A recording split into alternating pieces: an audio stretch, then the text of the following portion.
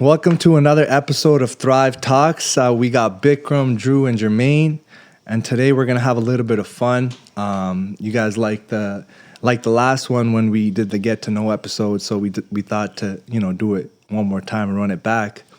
I'm just gonna start, and I'm starting a little eccentric, a little eclectic.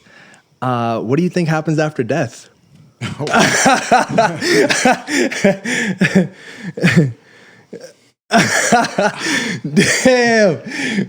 I wasn't ready for that one. Okay, so I think what happens after death is everything goes black and you're done. No. You know what happens? Many people are impacted after you're gone and you're still making an impact. So you think that it's over. It's not. Your story continues. And all the things that you did right, it starts to come to light to people. Some of the things that you've been saying for years, nobody listened to while you were alive. But now that you're gone, they start listening. They start tapping in. Maybe your kid never listened. Now they do. This is what I think happens, and I'm going maybe a little bit different direction than you thought. I love it. I'm not going to get into the science of what really happens. I know a chemical discharge happens in our brain, and we start seeing little things, yes. And then we go night-night, and it's euphoric. Yeah. I know things like that, but I can't break that down, so I'm just going to go the other route. What happens to the people that you leave behind? They start to really sift through what you did as you lived. And they start to really see the gems and everything you left behind, like breadcrumbs. You left breadcrumbs. And they start going, like, man, let's go find every one of these breadcrumbs, see where it leads.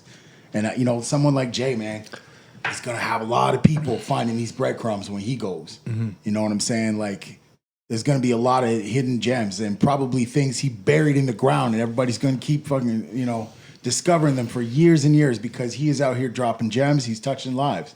So, I mean, that's kind of what I'm aiming to do, touch as many lives as I can while I'm here. So when I check out, I truly believe that I'm hoping that my death will actually impact people. All the things that I did while I was alive will impact them a lot more when I'm gone. Mm-hmm. That's what I believe. Great answer. And it's funny because it related back to something I was listening to before, but I'll get into that. Jay, this is a kind of a trippy situation for you because I feel like you damn near were on the edge of death. At a point, and yeah. you had people, all next to you, like you seen versions of yourself speaking to you, and tell me a little bit more about that. Tell us a little bit more about that. I just remember being in the bed, man, and I thought it was do or die, literally, and I've been able to live my life like that now. I refuse to waste. I can't waste. I'm not wasting no more time because I seen what happened when I did. I said, but when you're at the end, and thankfully I wasn't at the end, but when you're at the end, you think about all the things that you could have done, all the times when you could have been brave, all the times when you could have impacted someone, all the times when you could have took a chance, but you wanted to play it safe. And it makes you move. It makes you move fast because life is not promised. Like after today's not, tomorrow's not promised, and everybody thinks it is. So what do you do today? Do you wait? Do you keep procrastinating? And I used to be a procrastinator as well. I some things I did procrastinate in, but I knew I can't do it now. I just can't do it now because what if I don't get that chance? And when you're facing the end of life, you're thinking about all the things that you didn't do. You're not thinking about the things that you did do. You're like, man, I could have did more. I could have shared more. I could have opened myself up more. I could have helped more. I could have did just more. And as you do more, you want to do more. So what I see is when you think about if you actually take yourself to the end of your life, you become brave. Because you're like, what's the alternative? When I'm gone, I'm gone. You know what I mean? So I'm going to make the most of this time. Whether it's 2 years, 20 years, 10 days, 5 days, it doesn't matter. You got to make the most of the time. And hopefully, when you are gone, that you impacted so many people and planted so many seeds that they continue to grow. And they might still continue to grow 5 years, 20 years, 50 years. And it's the quality of the content that you spoke. That's why I speak about quality. It ain't about the views. It ain't about the stuff that it's not even relevant. People start appreciating the quality content later on. It's like classical music, classic cars, right? Those same things will maybe start resonating years down the line. You know, I want to be to speak about things on podcasts or whatever that's still relevant. 20 years down the line, I'm still listening to that. Man, there's still jewels there.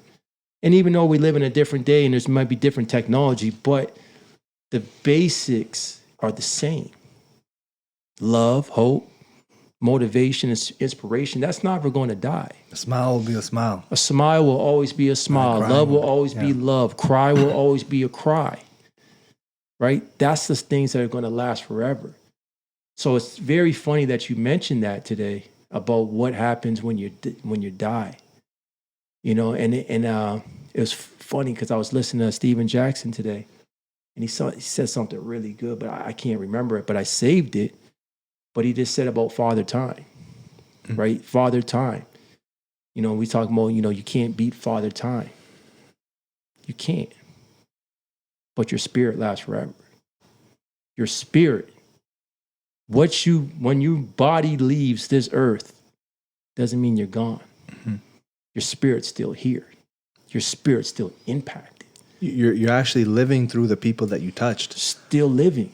You know, right? Parts of you are with me, and parts of me are with you, and parts of Drew are with us as well. You know, exactly. And so vice versa. If you think about even a Kobe Bryant, that's what I was going to talk about. Right, we're still listening to Kobe Bryant right now. Yeah, and he's been gone. But the funny thing is, he doesn't seem gone. No, he doesn't. He still seems like he's still here because those words that he said were so impactful and so real. And his actions. So this is not, I always wanted to create something that's long lasting. Some people create a song that's a hit for a month, and then we never listen to it again because it wasn't really that good, but it was just catchy.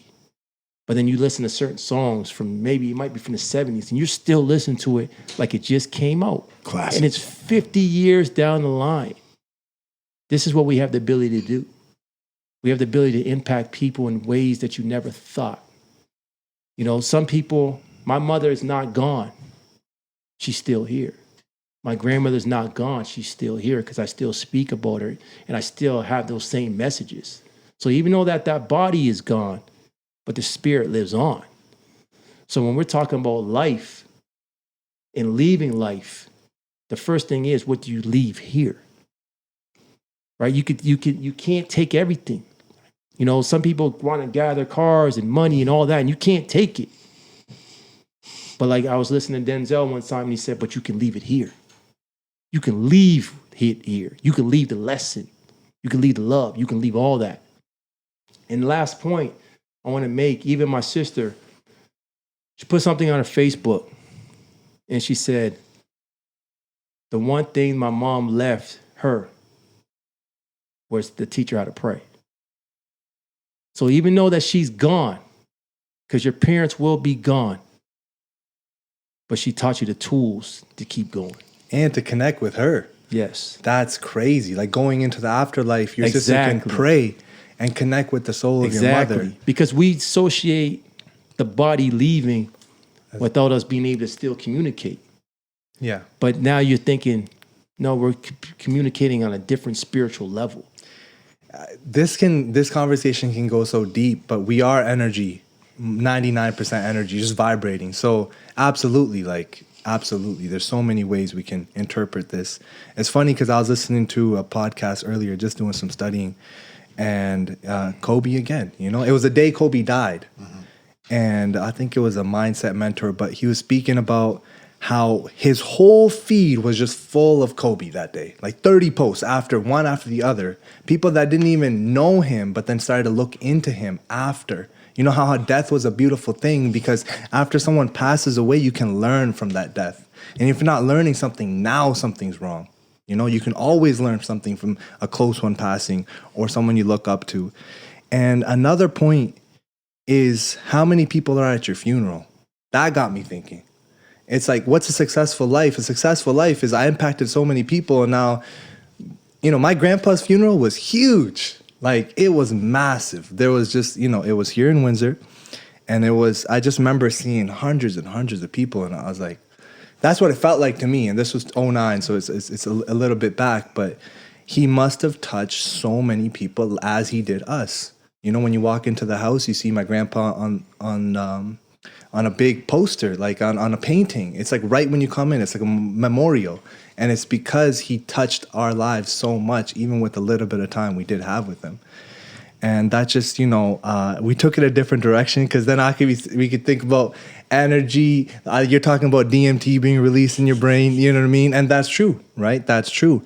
I do believe in everything you guys mentioned. We do live through our, through people we touch, and we live through our actions, and we live through what we leave behind, whether it's a book, whether it's a podcast, whether it's, music. And, but yeah. Just to add to that, like, someone that is grown and passed, they have a bunch of people show up, they impacted all those lives. But then you look at, like, for example, my son, he didn't leave anything materially. He didn't impact many lives because he wasn't even home for over a week. He passed, and that funeral place, there was no seats. Nobody could get in because it was so packed. Wow. And that was support for the pain and suffering that we were going through. And obviously, everybody was just hurt because they were ready to welcome him, and then he's taken away from us, right?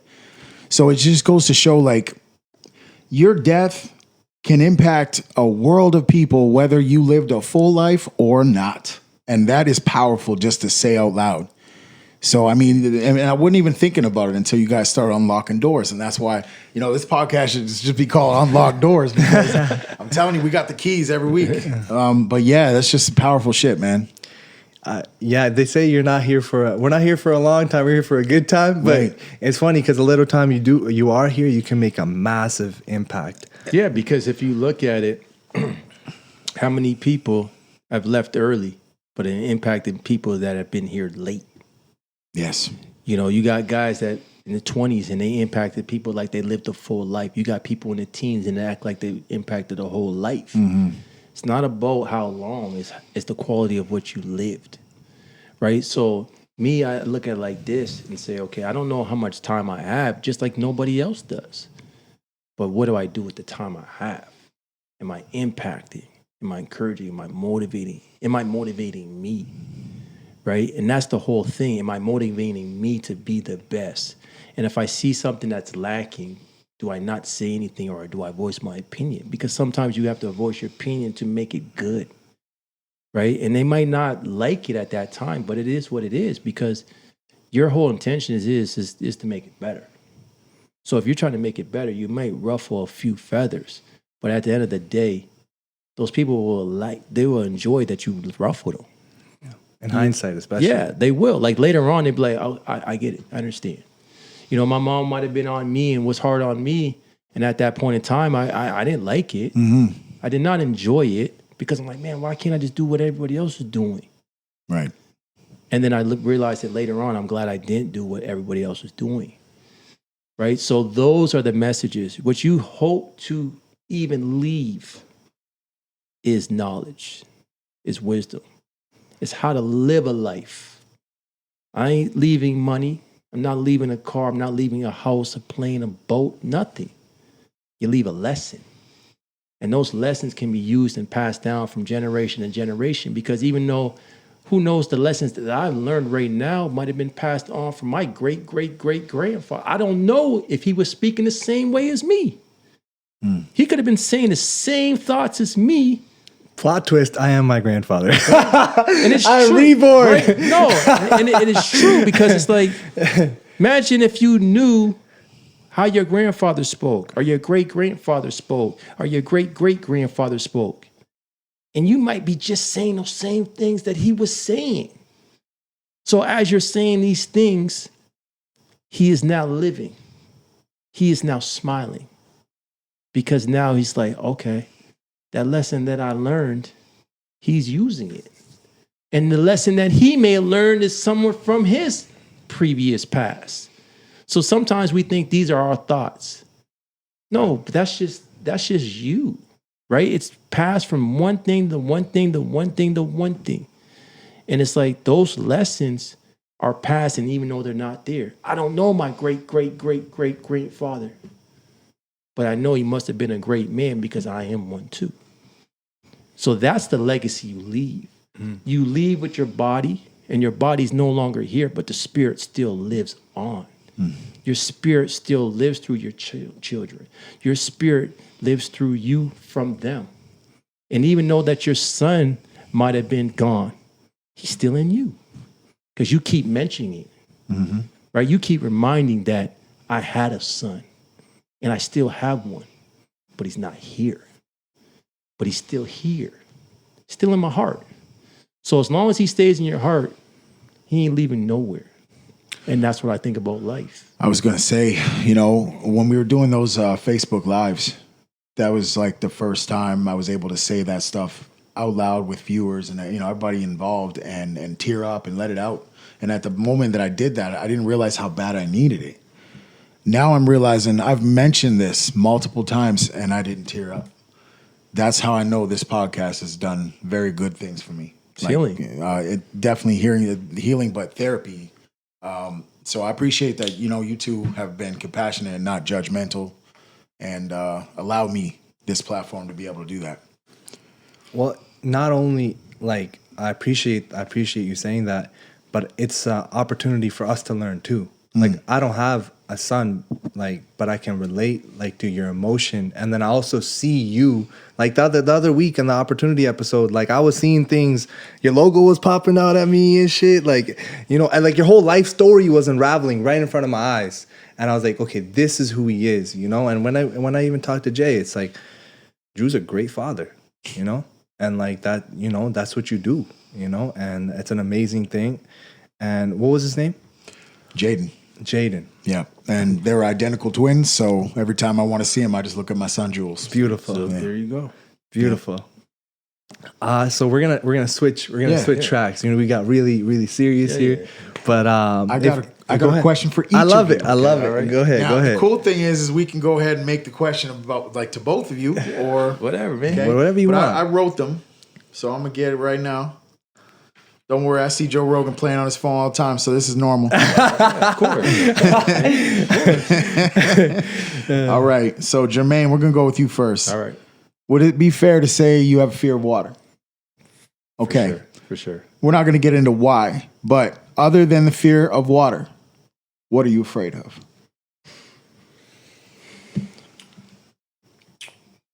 Leaving here and not fulfilling the mission.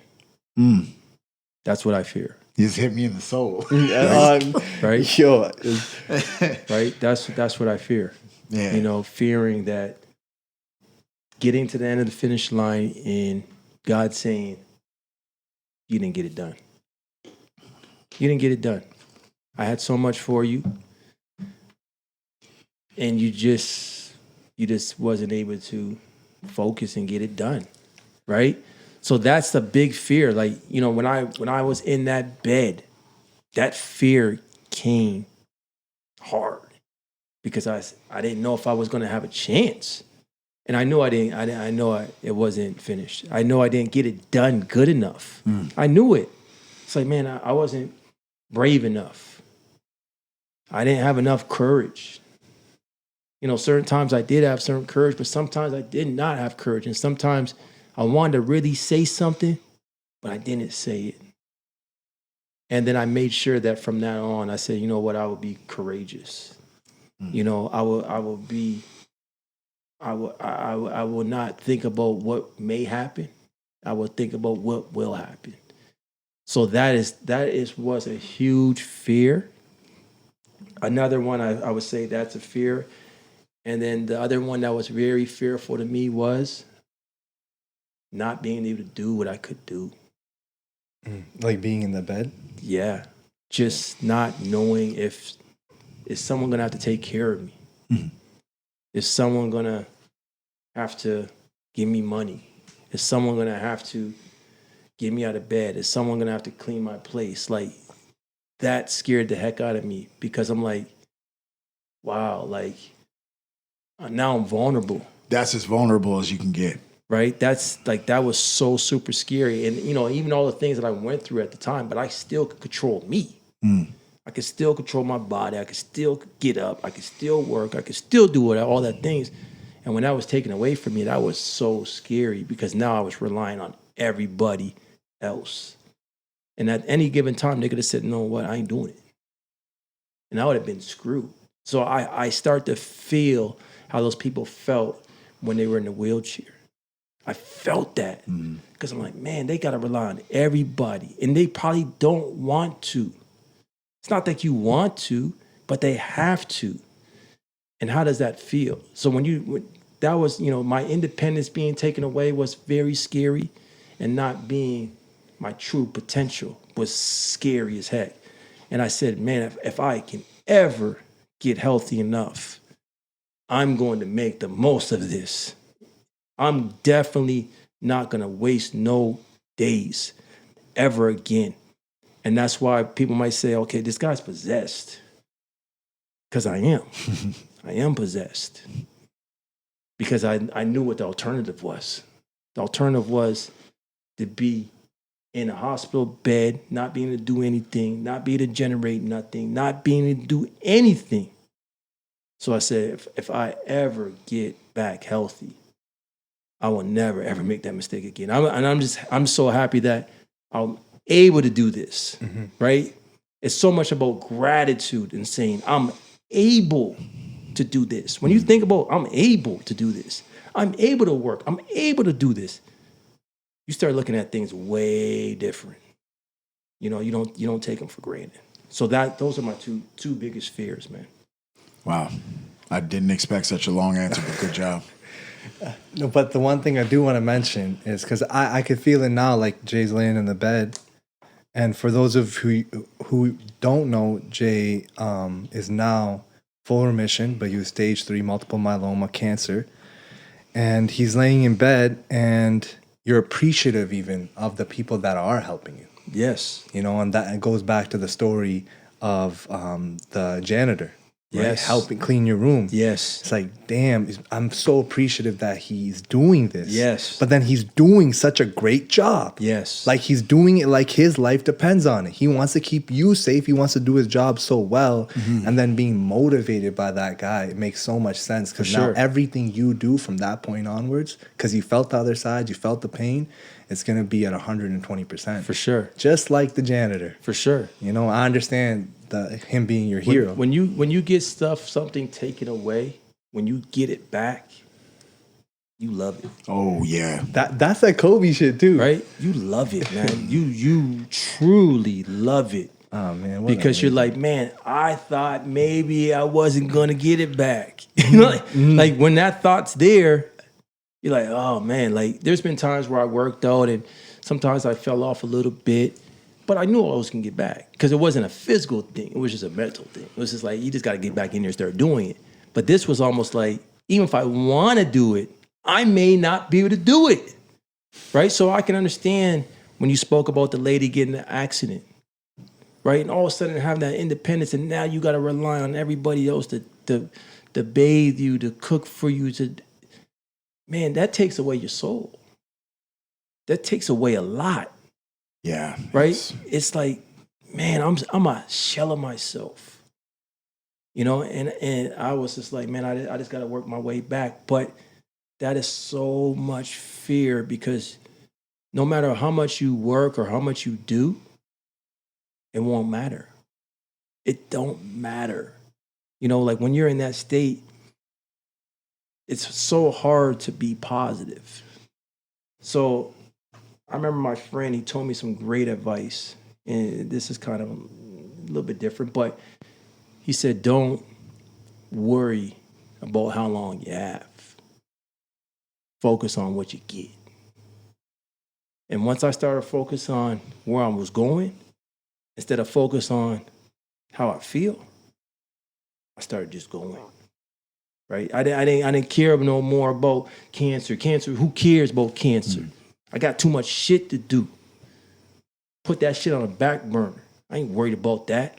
I got to get some shit done, right? Did that and healed from cancer. Right? It don't even exist. I got to do some dishes. Right? And that's what it was, because I started taking in and appreciating the smaller things. Yeah. The sunlight, the walking, the anything. Just getting up and not feeling excruciating pain. That was joy. I'm like, how in the hell can I not go to the gym and work out? Kidding me? It's like, that's a pleasure. So now I don't have those fear as much. But sometimes that fear will creep in when I get sick. Mm-hmm.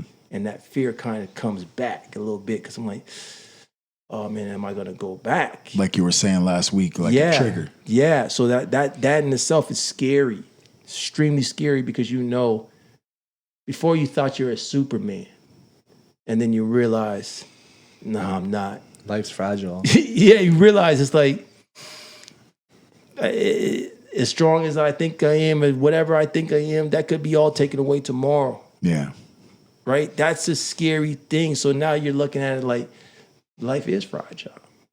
You know what I mean? We're not given. We're not promised anything. It doesn't matter what age you are. You could be 20. You could be 50. You could be 80. Don't matter. So appreciate it. So those two things is, when I think about it, I don't even like thinking about them, to be honest. Right. Because they're just very scary. And you do the right thing by focusing on the things you can control. Because that shit you can't control. You know, you might get sick or you might not, but either way, I'm alive, I'm healthy right now, and what I'm going to do with this moment. And that's why they say enjoy the now. And it flies over everyone's head. It's like, what you mean present? I heard this shit a million times. The president is the president. What you mean? Enjoy it now, man. Enjoy it. Y'all got me thinking about my mom, because, you know, I grew up, she was in a wheelchair. She was paralyzed on the left side of her body. And I remember one day, and I know it's a little bit off topic, but it's, you know, still, it's to get to know us. So it is what it is. Yeah. I was seven years old. My dad was at work, and it was just me and my mom. I had to help her get up, but she decided she's not going to wait for me because I'm in the front room playing video games or whatever. She's just going to get up, and she didn't. She fell. I was too small, wasn't strong enough to pull her up in her chair. So now I'm feeling pretty helpless. I want to help her. I'm trying. She's like getting frustrated and all this. My dad's at work, so we ended up calling him, but my mom called 911 as well. And I froze up. I didn't know what to do. Even though I knew I had to open the door for them, I didn't. They ended up having to break the door. And, you know, all these things that happened. And I'm thinking, like, imagine how she felt. Forget about how I felt. Imagine she's got her son there, and she feels like, damn, like, I'm his mom, and I can't believe he's in this situation. And I started thinking different. And then, you know, it got me on this road. Me and her, we didn't get along, but I started, as I got older, I started to ask her questions, and we started to click. And one day I was just asking her, you know, how does it feel to be in the chair and rely on people? And she said, you know, you just get used to it. And I said, well, what hand? I asked her a question. Are you left-handed or right-handed? She said she was left, and it was the left side of paralyzed. So now she's got to learn how to use her right and make it her strong side. And I remember telling her or talking to her about her left doesn't work. She said, yeah, but my right does. Mm-hmm. And that hit me. And it hit me then. So imagine what it does now. Like, I'm really appreciating it. So there's all these little gems along the road, along the journey with these people that they left. You just kind of have to figure out where they left it. And like right now, I just picked one up. You know, I just found it, but it was there. I just something had to trigger it. And it's amazing how our minds work. There's so much stored in there, but it takes something to activate a little poke, Mm. that little section of your brain. So I just want to say that. It's funny, man. I was listening to one guy, and it hit me. And he said, when you're a child, you idolize your parents. You're growing up. Yeah. And then as you get older, you demonize your parents. Oh, yeah. I seen that one you posted. Yeah. Yep. Right? And you say, man, if I was you, I'd be doing it way better than you. And then as you get older than that, you start to sympathize with them, right? Because then you start to understand and say, man, I make mistakes too. So how am I so hard on my dad or my mom or my whoever when they were learning as well? Yeah. So now it comes to an understanding. So it's even with me, with my father. I didn't have the greatest relationship with my father at all. You know, I thought, I was like, man, I don't know what he's doing, you know? But then when I got older, I didn't care what he was doing. I just wanted to understand why he was doing it. That's it. I just wanted to understand. Like, so it became from judgmental to now trying to understand, because I realized I'm human too and I make mistakes. So just like him, he was trying to figure out his way and he might not have figured it out. But it's my job to figure what I got to figure out for myself. So you see the stages in life. Because when we're younger, we think we know it all. And then when life sometimes kicks us, we realize, man, why was I being so hard on him? You know what I mean? Like, I was being so hard on my parents like they weren't human. They were human too. And humans make mistakes. But why was I so judgmental on them? Because then when I end up being a parent, you make mistakes. And then your kids are judging you. Yeah. And the things, all the things that you said you wouldn't do, haha, tables turned. you now are doing them. Oh man, you guys got me thinking of my grandpa, right? My grandpa, actually, it's a funny story. You guys, I don't know if you guys know this, but when I was a kid, well, my grandpa been paralyzed. You know, my dad was like 12. You know, he was in the army and he got paralyzed, and my dad had to start taking care of the family because he was in a coma, like halfway across the country. His wife was there too. So my parents, my dad and his siblings were like spread out across the state up in job, and then eventually, you know, they got moving. But when my dad got to Canada, my grandpa was having a tough time getting the visa and coming here. And it's because the government of Canada, as far as my understanding goes, knew that he needed care. So it's like, it was hard. But my dad fought the case by himself with no lawyer and won. And my grandpa got to come here, and I got to spend time with my grandpa. Actually, my parents sent me to India to spend time with my grandparents. I spent 2 years there when I was a kid, just so my grandpa and my grandma could have some company as my dad was working out here. But changing his catheter, putting him in the chair, but no, like, he didn't show no weakness. Like, you know, he didn't, if it was thundering, I'm scared as shit upstairs. But it's like, oh yeah, grandpa's downstairs. Like, you're good, you know? Like, you know, you're so good. Just his presence alone gave you strength. Yeah. And this man, he would do push-ups with no legs. It's crazy. Like, we still got some of his dumbbells. He was working in the morning. Like, because he's an army guy, you know? So he still had that juice in him. Like, he's still, like, whether we're outside, it's like, yo, y'all need to go do some jumping jacks or, like, you know, I don't even know, somersaults, you know what I mean? Straight army work. But he really rejuvenated us and didn't let us see any pain. And he always motivated, and he always showed us the brighter side. And I guess that's the impact he left. That's beautiful. I got a couple questions. Yeah. First question. They could go to either one of you guys. Question is, what motivates you? I love that question. Go ahead, Pete. What motivates me is being better. What motivates me is helping my family and helping my brother. What motivates me is also relationships. Relationships motivate me, and then greatness motivates me a lot too. I guess there's so many ways I can take it. If I were to dive into any one of these, you know, sub genres, I would say becoming the best version of myself motivates me. You know, and on the days when I feel like I'm not there and I slipped and my discipline isn't there, or I didn't do something right, or I know I could do it better, whether it's eclipse or whatever, you know, there's always stuff I can do better. Like I told someone the other day, I'm like, I'm operating at like 45%. I could operate way higher, and this is the truth, you know. But what motivates me is becoming a better person, and also just the greatness aspect of it. Like, I don't want to be mediocre, you know? So Jay already knows how to touch the buttons. You know what I mean? Like, I don't want to do no shit mediocre. It's like, shit, I don't either. You know what I mean? It's like, yeah, I don't want to do mediocre shit. I want to be great. But then it's humbling too, because you look at your work, even though inside you feel like I can be the best, but then you have to be honest. Is it the best? You know, is it really? And now I'm being more humble in my approach and actually seeing like, no, I'm not. I'm not where I want to be. I'm not where I want to be. But that's okay. Yeah. Because I know I can do the work to get where I want to be. For sure. It's not that it's a closed gate, you know? Yes. It's not like I'm not capable. I'm very much capable. I believe even seeing the fact that you aren't capable means you are capable. Because you wouldn't even see that, you know? So if you're seeing like, damn, I'm slacking a little bit, you definitely are. You could do better, you know? And I want to leave a legacy. I want to leave an impact, you know, as anyone, you know? And I definitely want to help people. I feel like it's funny because I'm still learning to help myself.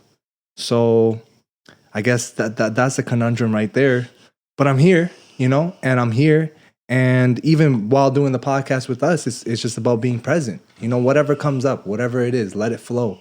Let it flow, let it be, you know? And if somebody picks up a jewel from what we say, that's amazing, incredible. I don't think we really have any expectations other than the fact that we want to do great work. Yeah. Right? Other than that, it's a deposit. We just do it, you know? It's not like we're getting money or getting paid. It's something we actually genuinely like to do and enjoy doing.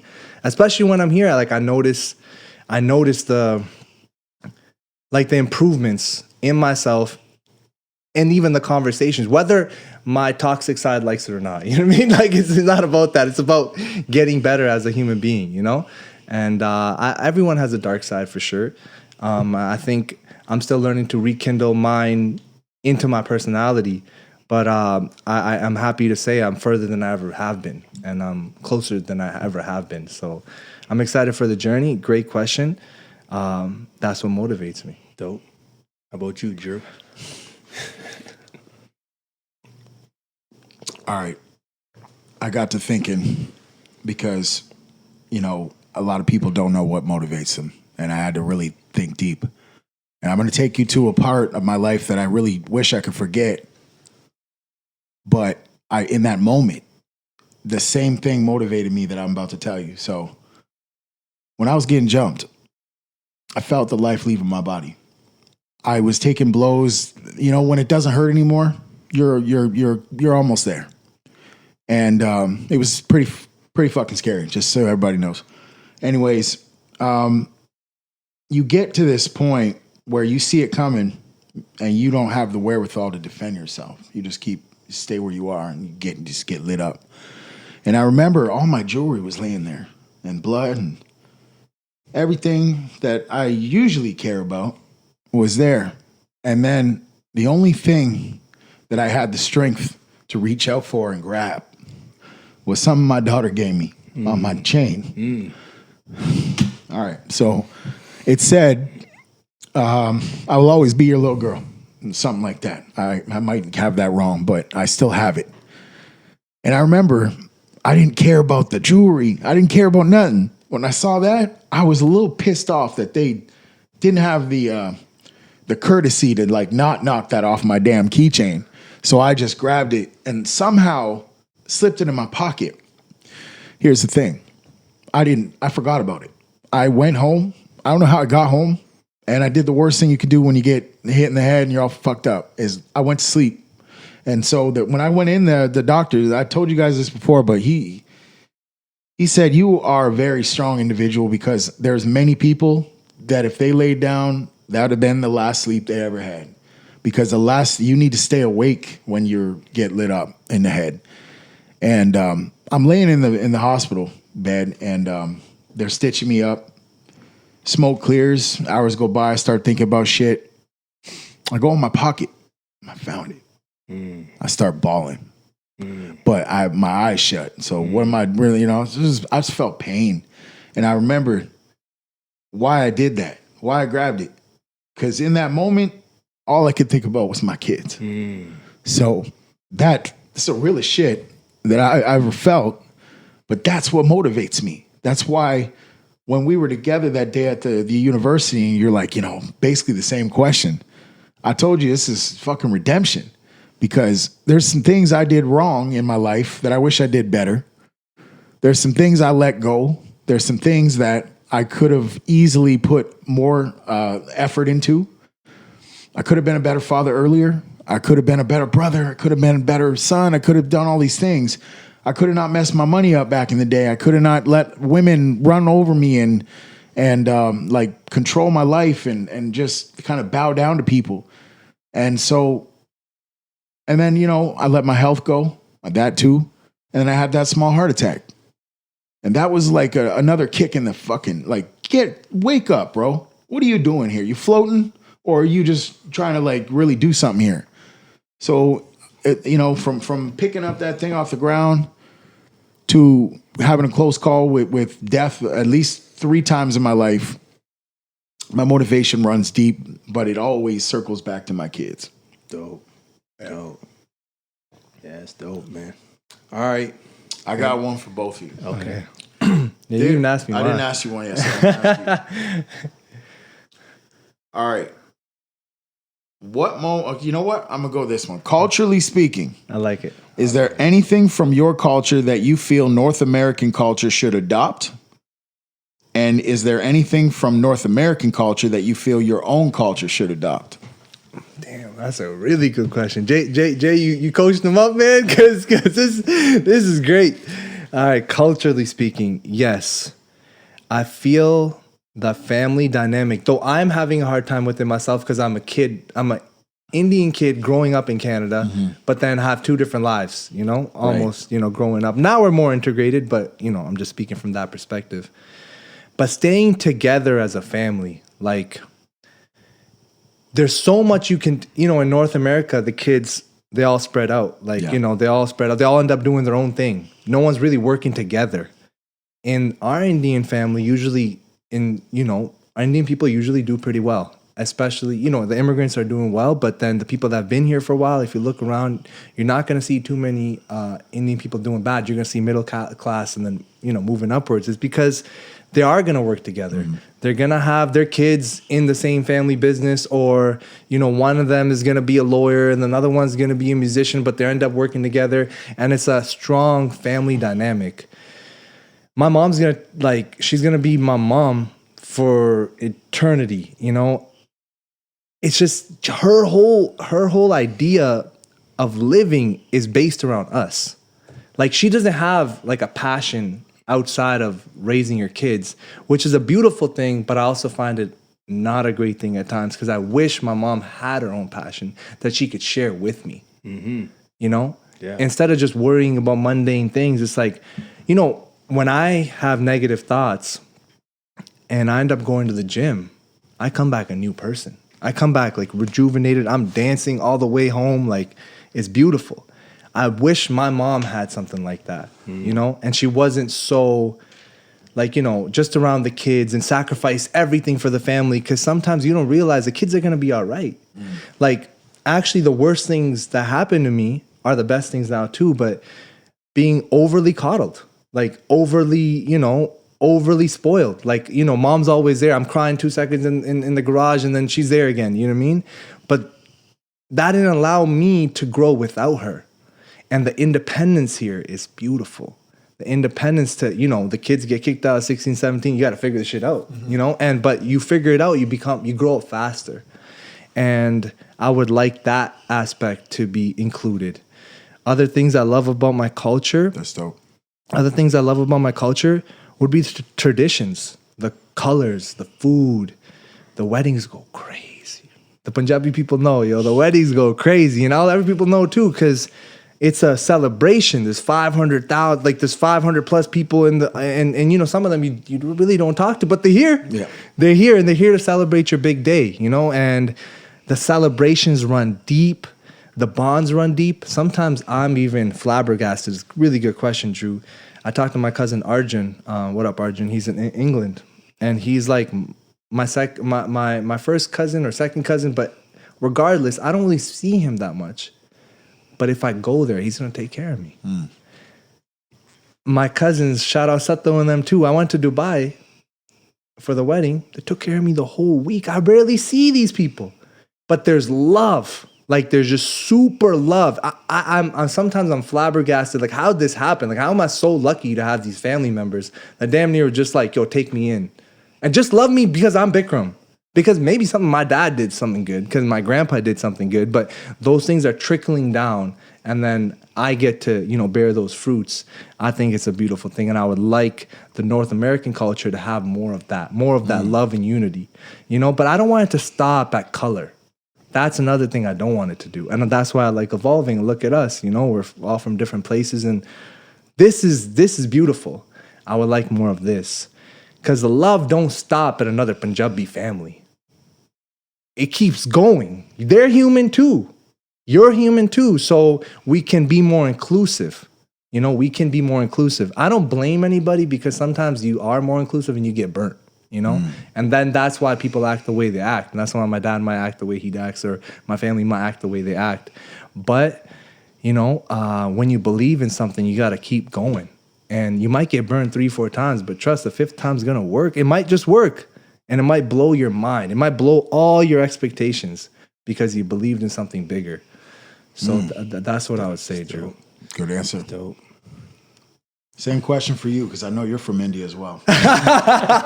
Low key, he is. Low key. No, I low key, we played this whole thing out. All right. Who's up on the questions? No, I got something. Okay. All right, I got something for you, Drew. Oh, it's for me? Yeah. Oh, okay. Shit. Right. We coming. So... Come for the neck. All right. Love. This is basically on. Okay, the question is, obviously you're a black man. Yeah. But you're light skinned. Yep. What do you see when you look at yourself and you call yourself a black man? What do you see? I don't just see, I feel. I used to talk to somebody about this. Do you feel your color? Do you feel your culture? I feel like a white guy named Jerry can feel the Caucasianness. What up, Jerry? I just feel like we feel it. We just never talk about it. Yeah. And so I remember one day I woke up, I felt black. Mm-hmm. I cook black. I think black. I like black things. I like black music. I like flavor. I like things that we like. So why am I going to sit here and play pretend? Because, I was adopted and I live with a white family. I'm sorry, I'm not going to do that. You guys, you picked a fucking kid that has a black father. I mean, what would you expect? I was just going to hide my black all my life? No. So when I started letting it out, it started creating some problems for me in my life. But I never stopped. I just kept going. And I do believe, I grew up, I remember crying at school because people wouldn't believe me. And I felt almost like I really was lying. They made me feel like I really wasn't. And I remember that feeling, and I told myself once I got a little bit more mature, I never want to feel that way again. So it forced me to go down a path that started looking for my roots. I didn't know my father yet, so I started asking people questions. Finally got his name, and I'm not going to drop his name, but so I'm going to interrupt. So at that time that you didn't know your father, you didn't know your right. Did you feel black? Did you feel black? I felt that years prior. I definitely did. Absolutely. I felt that as a kid growing up, but I didn't know how to explain it. I didn't know why I was attracted to certain women. I didn't know why I was attracted to certain vibes. I didn't know why I could identify a bad beat. How old were you when you were adopted? I believe I was 6 months. 6 months. Yeah. Wow. And you didn't know did you know you were black, like a part of you, or no? Like then no one told you nothing? No. They tried to hide everything. Wow. I had to go years. So what did it feel like when you finally discovered that? It was confirmation. It was every feeling that I ever had that was tied to me feeling bad about or being told I'm a liar and all this stuff. I got mine. It all came back. And I just felt like, man, that was all worth it. This is the best. Like I was right. I knew I was right. And that's, you start to go a little bit crazy in your head. You know, you start to think to yourself like, I'm off, man. And then it just came true. And well, it was already true, but I'm saying it hit me and it was real. So that's what I'm saying. I was 15 years old when I found out his name. And it led me down a road to finally meet him. But I still didn't know how to locate him. But I knew his name. So I was dating this girl. I believe I told you guys this a while back on Facebook, but I was dating this girl. And her name was Nicole. And yeah, shout out to Nicole. Because if it wasn't for Nicole, I wouldn't be here. and this, you know what? This is a crazy story, bro, because I was with somebody else.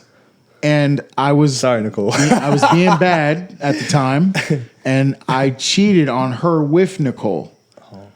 But little did I know, Nicole was best friends with the girl that ended up being my sister. Wow. We went to prom together, all of us. And that night we had some drinks and I said my father's real name. Wow. She dropped her drink, started crying. She's quiet. Her man's looking at me like, yo, dog, y'all got the same dad. I'm like, what the? It was a freaking movie, bro. Wow. My best friend's on the couch with his Asian girlfriend. His Asian girlfriend's like, I think they're lying. Story of life. It was wild, bro. But anyways, so because I found her, you know, I ran out the room. Shit was crazy, but I ran back in. We hugged each other. We had a great night. We hung out every day for years. And then I had to tell her, like, listen, I got to meet him. You know, now that I found you and you fell in my lap. And this is what I was saying. People try to hide shit. What happens in the dark comes to light. And I'm the living proof of that because they tried to hide something so great that it was too great, in fact, that it was just impossible. So when I found her, within hours, I'm like, hey, I got to meet him. I got to know everybody. I have a grandma. I want a grandma. I never had a grandma. You know what I'm saying? So I remember crying when I was a kid. Like, I would just cry. My dad would come upstairs and be like, what's wrong? I'd be like, I want a grandma. I want a brother. I would cry for these things, and I had them. You know what I'm saying? So once she facilitated the meet, my heart's pounding. I remember going in this backyard on, it was a rich house, man. This backyard was the size of a damn town. It had hills. It had trampolines, gazebos, pools, fountains, because he was with some girl whose mom lived there. And but anyways, I thought he was rich, but it turns out, no. Rich by association? Yeah, I was thinking to myself, like, damn, I hit the jackpot, right? And I was like, no, you didn't, bro. He's one cuss word and acting up away from losing all this shit. So just live it up for tonight. Don't get used to it. So yeah, this story's kind of dope, but you know, I meet him. Shit was crazy. We kind of look identical. He's a little bigger than me. I'm definitely better looking. But anyways, imagine this. Go 19 years. Think about meeting your folks. You finally meet your father as a young man.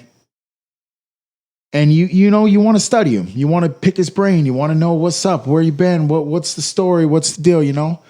And within 72 hours, he's beating his girl in front of me. And I'm thinking to myself, like, my dad told me, when I say dad, I mean the man that raised me. He's my dad. Yeah. He told me, you know, you might not like what you find.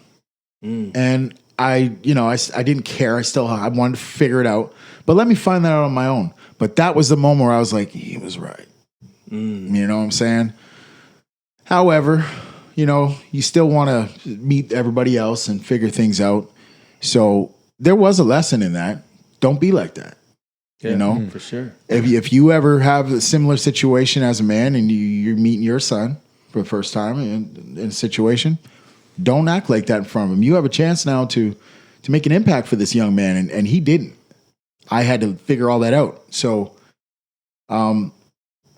You know, I met my great grandma, got to see her, Phyllis Taylor, before she passed. Amazing woman.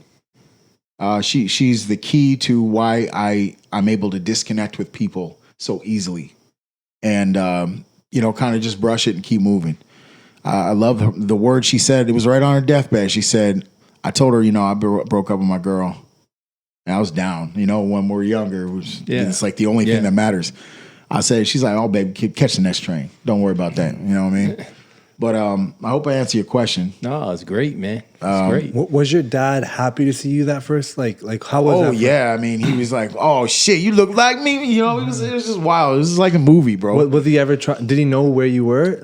Or did he have tabs on you at all? There's always going to be like, one side says one thing, the other side says another, and then nobody seems to want to tell the truth. So I think there's still things I may never know. Yeah.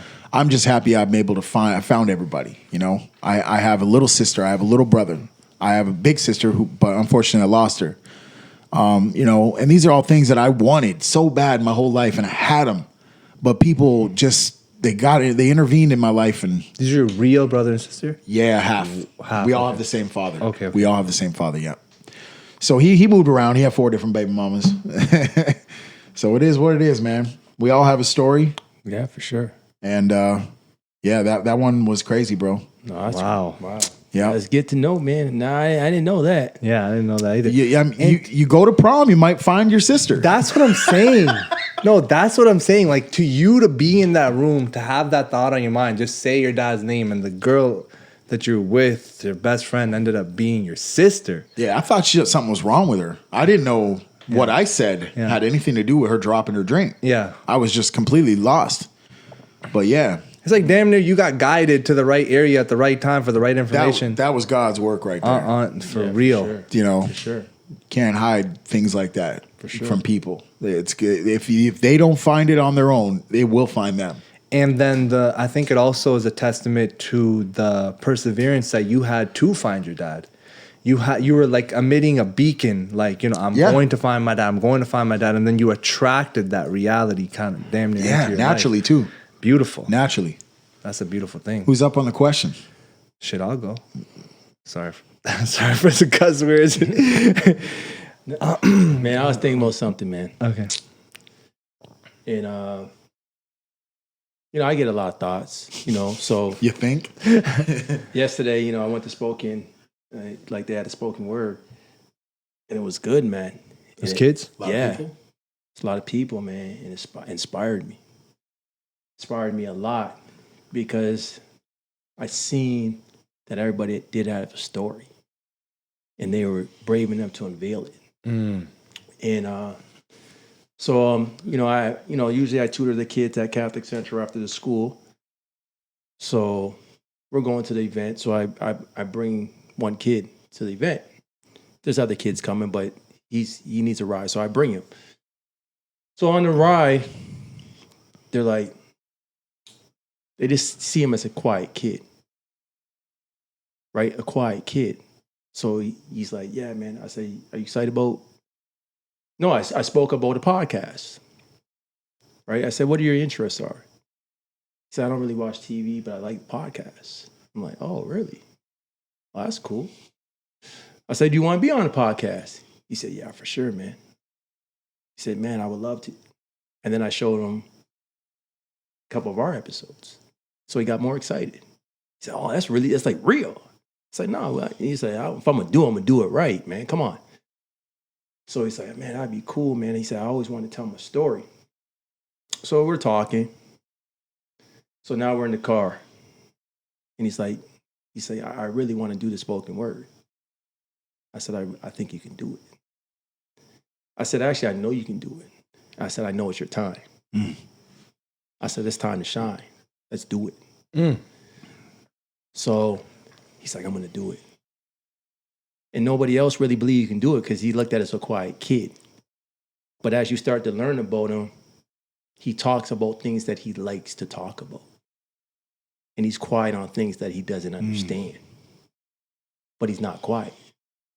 He's quiet in moments. So he goes up there. And the first thing he goes up, he's like, you know what? I'm glad that I'm coming up here. You know, he said, I want to thank my friend, one of his friends, for giving me support.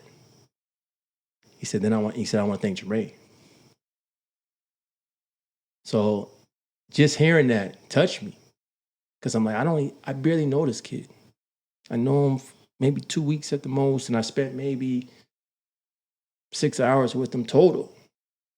And he's already thanking me that I'm giving him some inspiration to go up there and do his thing. So he goes up there and he does his thing and he talks about his story and he tells people how it was hard because he came from another country. And he tells people he had ADHD. He tells people he has his hard time learning. He freestyled this whole thing? Yeah. Mm-hmm. And I'm sitting back and I'm like, man, that's great, man. You told your story. And then afterwards, people were clapping. And then as he was walking off, I pointed. I said, yeah, you did that. You did that, man. And I could see the confidence that he felt. That someone believed in him. That someone actually believed that he could do something that no one else believed he could do. So it was inspirational to me. And I told myself, I said, I would never do anything mediocre. Never. Because if I was mediocre in that car talking to him, he would never went up there. If I was mediocre talking to him at tutoring, he would never went up there. Your excellence inspires. So I must be excellent. I can't be mediocre because there's other people watching. And when I left, I was so inspired. And I said, I wanted to do something so great. I said, I seen pure greatness coming. And then I went to tutoring today. So I was just like, you know what? I want to do something like that. I want to share people's stories. I want people to have an open mic where they talk. And they get to release who they truly are. Because most people, they just want a microphone to say who they are. Because they've never been able to tell their story. And I didn't realize how impactful that was. And then I was at tutoring today. I was like, you know what? I'm going to do something. So I wrote a little something while I was at tutoring. I'm like, you know what? I'm just going to write something. So this is something I wrote, you know. Let's go. Right? He's got a new track coming out on the 26th. I was wondering what was on that paper, man. So it goes like this. And these are just my general thoughts. You know, I just wrote it just quickly. So it goes like this. How does it feel to be a black man? How does it really feel? Do you feel strong, confident, and educated? What do you feel? But even better, what do you see? Do you see your true, authentic self? Or do you see a mirage portraying as an individual you wish to play? Are you an actor, an athlete, a student, or an individual who defines him or herself by the company you keep? Your definition should be defined by the thoughts that you think, not the destination or your current location, but the destination you see yourself reaching. Reach, reach, and reach. Because if you fail to reach, you fail yourself. Falling short. Failing starts because we don't reach is a non-attempt. And with a non-attempt, you can't excel. So when you look back in the mirror, make sure you see the person who can be whatever they want to be. Whether strong or weak, happy or sad, big or small. We all have what is required within when you resist the urge to play small. Shine bright, shine always. But make sure when you shine that your inner light does not dim in any way. Beautiful, man. So, right? So I look at life as just inspiration. When I heard that, I'm thinking there's so many kids, especially, in America, that really need to hear that, So that's beautiful. So I knew when I left spoken word that I had a word to speak. I knew it. I said I will be back with some words. And when we look at life, don't define yourself. I went in there as a mere man, and I left in my mind a poet. So you know what? I'm gonna go write some poetry. I'm gonna write some words. And when you speak it from the heart, you're never wrong. You can never be wrong. And this before would have took me time. But I just started writing and let the words go. And after I wrote it, I said, man, it's not that bad. Maybe I should keep doing this, right? Because it allowed me to touch something that I never would have touched. It allowed me to be inspired by a person that I'd never been inspired before. It allowed me to say, this is why I'm doing the podcast. It's not for me, it's for them. It's for the encouragement of them. It's to show them that they can do it, that we can be vulnerable, that we want to share our story to you. And when I woke up in the morning, I thought it was on again. I said, you know what? Maybe I ain't touched everything I need to touch. Maybe I got more in me. I don't know where I can go, but we're gonna find out. Mm-hmm. So that's when I was in tutoring and I was just writing. I was like, I'm just writing something. I don't know why I'm writing it, but I'm just writing. And I'm like, you know what? How do I feel as a man? And what is defining me as a man? And what does encourage me as a man? Right? And it gave me so much joy because I'm like, we choose our life. You choose to be happy, you choose to be sad. You choose to be weak, you choose to be strong. Life is a choice. That young man went up there, and just like the janitor, he inspired me. He inspired me not because of his words, because obviously he will refine them, but he inspired me by his courageousness. He was so courageous. And I said, if I can implement that, being that courageous in me, then what can I do? Because I seen a young man who was 15 years old that never done this before, but he knew he had something to say. And he went up there and he said his story. And it didn't matter if his English was broken or it flowed. It didn't matter. All that matters was that he went up and did it. So when I seen him leaving after the applause, when I pointed at him, I was pointing at me. I said, I seen you just like you see me. And it was a beautiful thing. So when you think about these deep things, in every moment, you have a chance to impact people, but you got to be aware of the moment.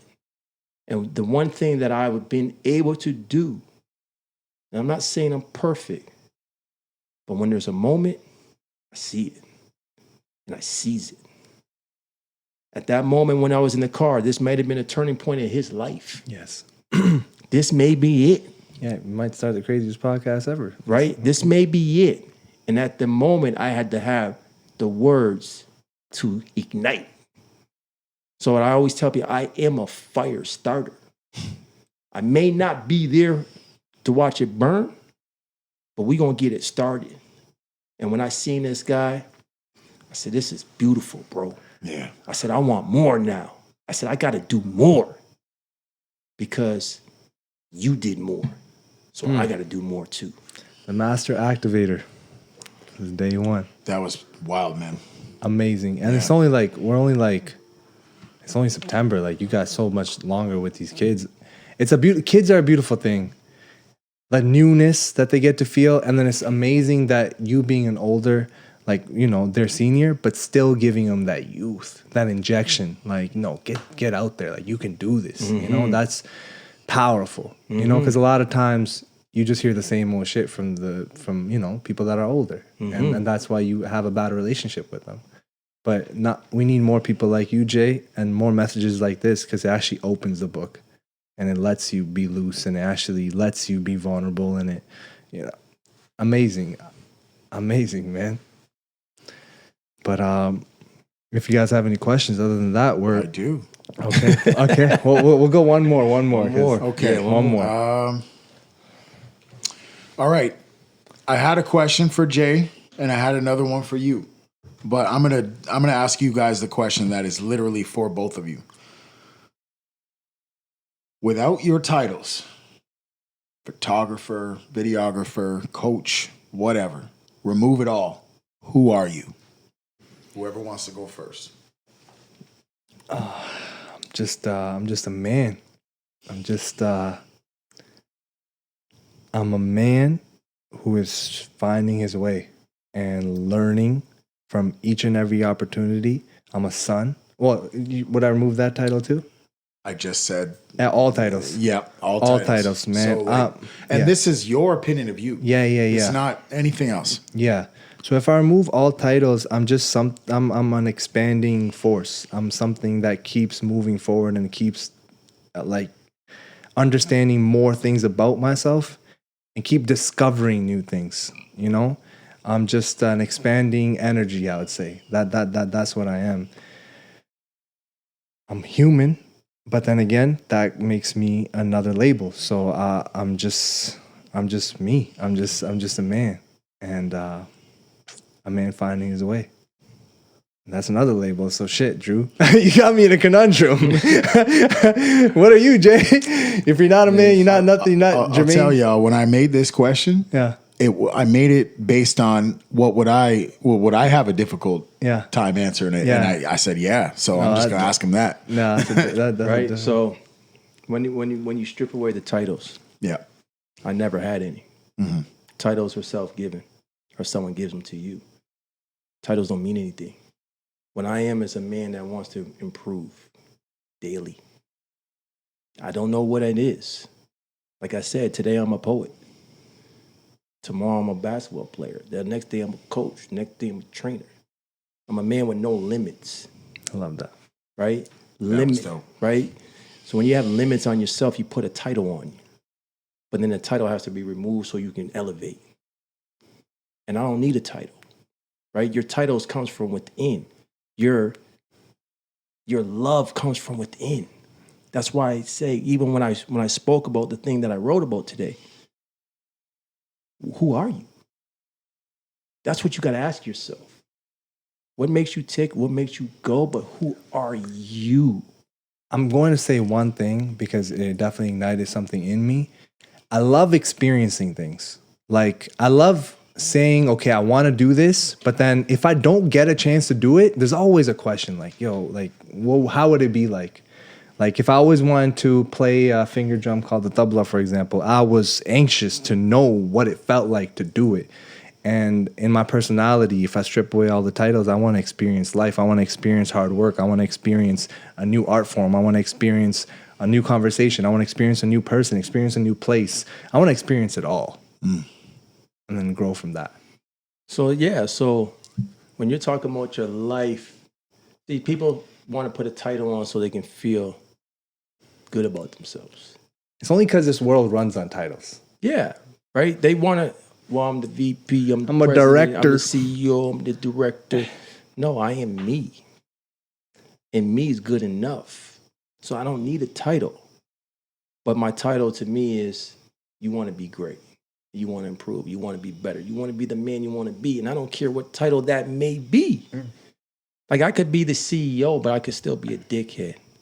I could be the bottom, but I could still be at the top. That housekeeper did not see himself as a housekeeper. That wasn't his title. That wasn't his role. His role was a healer. It was his role. And I don't know what it was. Now, you can heal in many ways, but that's what he took personal. I'm a healer. I am going to comfort you. I'm going to be secure you. I would trust him more in a authoritative role than a person who is in the role, because he showed me who he was. Because just because you don't have the title doesn't mean that you're not him. You are him. Yeah. So a title, a father, a son, whatever, that's great.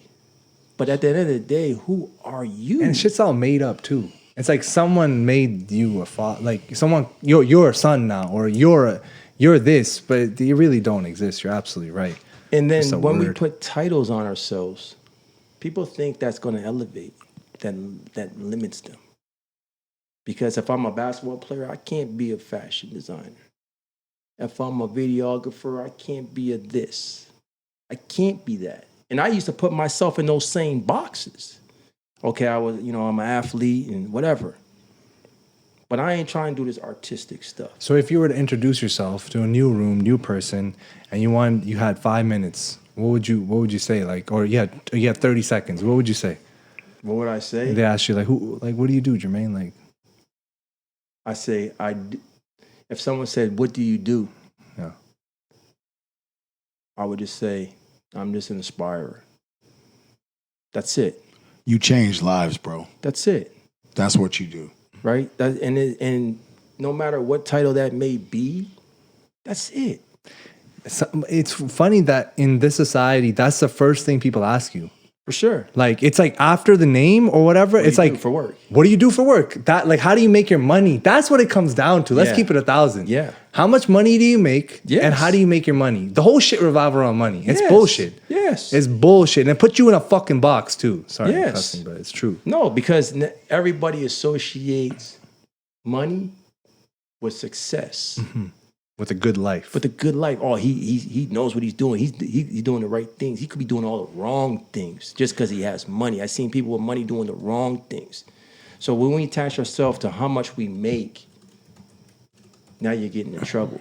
But I don't attach myself how much I make. I attach myself how I make it. Boom. That's the difference. How do I make it? I could be out here making millions of dollars selling drugs. Does that make me a good man? Or I can be making $30,000 doing things that actually impact people. Who's the better man? Right? So those are the things I look at. It's not about how much you make, it's how you do it, how you make it. Right? And it ain't about how you cook the food. What the food is how you made it. Did you make it with love? You could tell the difference too. You could tell the difference, or you just throw it together. Right? Was it fast or was it slow cooking? So I don't worry about the financial part. I worry about improving others' lives. How can I speak words into them to elevate them? And how can I be the most efficient doing it? How can I be the most effective? So somebody might be thinking, oh, he's hard on people. No, but I'm hard on myself. When I'm explaining things, if I'm going to tutoring, how can I explain it better? It was good, but I could get a little better. Right? I'm fascinated with progression. But I'm not working hard. You know, people talking about grind. You got to grind. I'm not grinding. This is smooth sailing. This is smooth. You love this. I love it.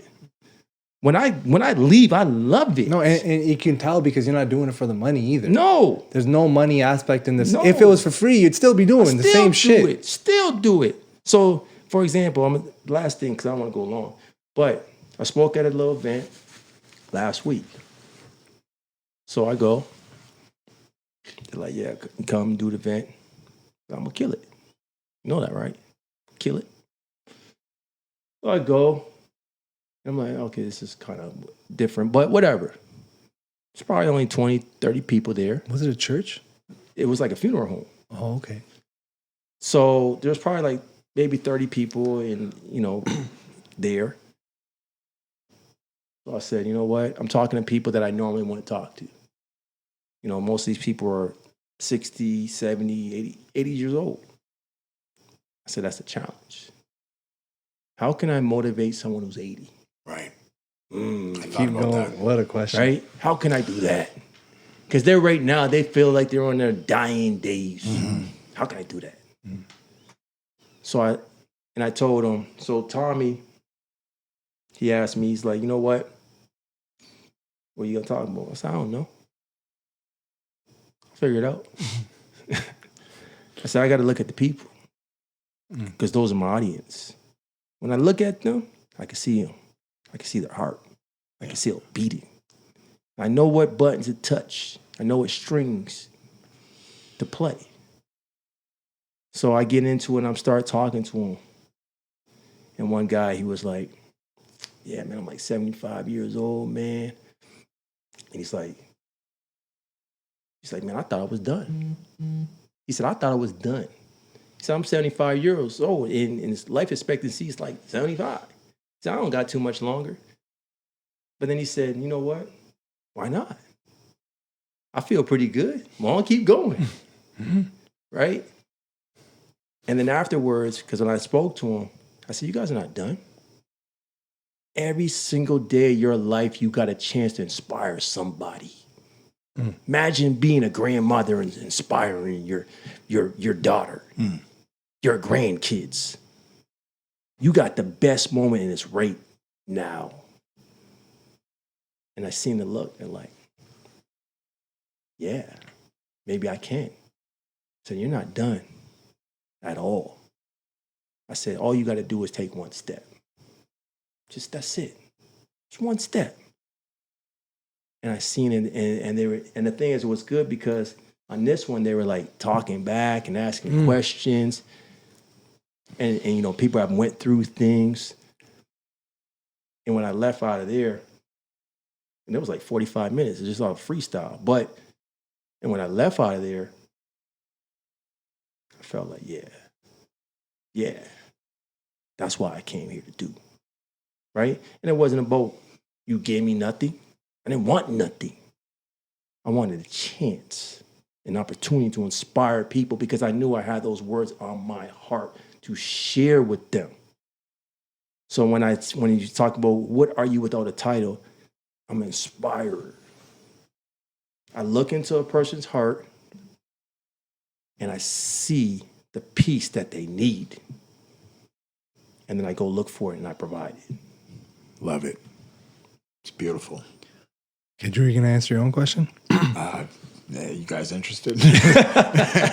After No, all just those do, gems? yeah, just do it. Just do something quick before you end it off. I am the universe. Yo, that's one hell of a way to end it off. Hold on, let me explain. I am you. I am everything. I'm the trees. I'm the breeze. I'm everything. The reason is because I'm a living being on this planet, and I have the ability to download endless amounts of information and become whatever I want to be. So when it comes to titles, they're endless because I could be a doctor if I want to be. Wow. I could be a lawyer if I want to be. I could be a fireman. I could be a dad. I could be any of these things. It's up to me to seek information and become those things. And I'll tell you this, when you surround yourself with like-minded people that are doing shit, you're going to evolve. It's guaranteed. You're going to evolve. You're going to start to get much more courageous. And that's another thing. I'm brave. I've done things that I used to never, ever even think of doing. And now I do them on a regular basis. As soon as the opportunity pops up, I take it. I'm a taker. I am an opportunity receiver. I am all these things. And that's what I would say I am. That's amazing, Drew. Because a few weeks ago on this podcast, if you go back, we were discussing the same thing, but we're like, I'm not a photographer. Like these type of, but now you see the growth, which is beautiful because it's all documented. You can damn near go back and see, look, how were these guys in episode 3, and then versus episode 100. So, with that, I'm going to say amazing episode. Thank you guys. Appreciate it. And we'll be back next week. Peace. Love y'all.